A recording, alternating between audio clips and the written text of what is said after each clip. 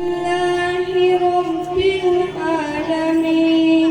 والصلاة والسلام رسوله الكريم أما بعد قال الله تعالى في القرآن المجيد أعوذ بالله من الشيطان الرجيم بسم الله الرحمن الرحيم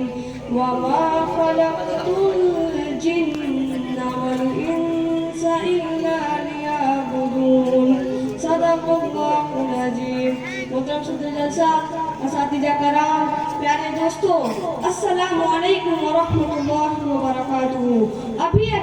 میں نے آپ حضرات کے سامنے قرآن مجید کی ایک مشہور آیت کی تلاوت کی ہے جس کا ترجمہ کچھ اس طرح ہے میں نے جن و انس کو صرف اپنی عبادت کے لیے پیدا کیا ہے آیت کریمہ سے بات واضح طور پر معلوم ہوتی ہے کہ انسان کی تخلیق کا واحد مقصد عبادت خداوندی ہے خدا کی اطاعت بے چھو اچھوت کو عبادت کہتے ہیں خدا کی ذات ہی واحد ذات ہے جس کی اطاعت بے چھو اچھوت کی جائے گی زندگی کے تمام معاملات میں اطاعت خداوندی پر مطلوب ہے اور اسی کو عبادت کہا جاتا ہے عبادت کا مفہوم پوری زندگی پر واحد ہے اور وسیع ہے ہم یہاں پر معروف معنی عبادت سے متعلق نبی کریم صلی اللہ علیہ وسلم کی واقعانہ سلوک کا تذکرہ کریں گے قرآن کے اعلان کے مطابق تاجدار مدینہ حمد مصطفیٰ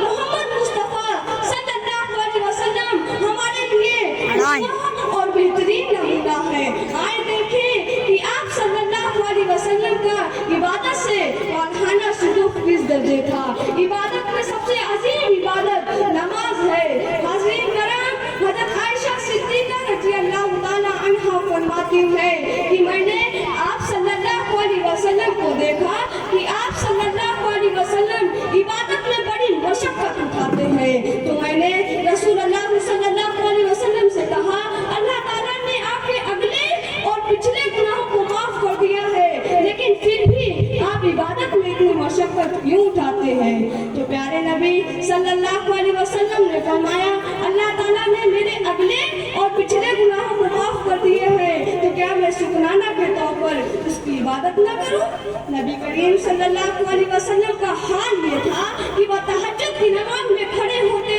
تو اتنی دیر تک کھڑے رہتے کہ ان کے پاؤں سوکھ جاتے یہ عبادت سے واقعانہ سلوک بھی تھا کہ شدید بخار میں بھی جبکہ آپ صلی اللہ علیہ وسلم پیر کے بل صحیح سے کھڑے بھی نہیں ہو پا رہے تھے نماز با جماعت کے لیے اپنے دو صحابہ کے سہارے مسجد میں پہنچتے ہیں رکوع و سجدہ اور قرب خداوندی سے عشق اور اس سے بڑی اور کیا مثال ہو سکتی ہے کہ بندہ اپنے زمین نیام کھان کرنے کے لیے اس درجے میں قرار ہے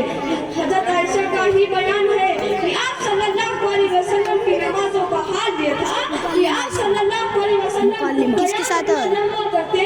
ایسا لگتا کہ اب آپ صلی اللہ علیہ وسلم قیام میں ہی رہیں گے آپ صلی اللہ علیہ وسلم سجدہ اتنا لمبا کرتے کہ ایسا لگتا کہ اب آپ صلی اللہ علیہ وسلم سجدے میں ہی رہیں گے روزوں کا حال بھی اس سے مختلف نہیں تھا ام المؤمنین حضرت عائشہ صدیقہ رضی اللہ تعالی عنہا فرماتی ہے کہ آپ صلی اللہ علیہ وسلم روزے رکھنے پر آتے تو ایسا لگتا کہ اب آپ صلی اللہ علیہ وسلم مسلسل روزے ہی رکھیں گے عبادت سے مومن کو ایسی لذت ملتی ہے جسے میں اپنے منہ سے بیان تک نہیں کر سکتا اس سے لب کو صرف ایک مومن ہی محسوس کر سکتا ہے سجدے میں سر ہے لب پہ دعا سجدے میں سر ہے لب پہ دعا چشم اشک بار اللہ رہے وہ شان عبادت رسول کی محترم حاضرین روزہ و نماز ہی نہیں ہدیہ بلکہ تحفے کا مال ہو یا بیت المال کی خیرات و صدقات جب تک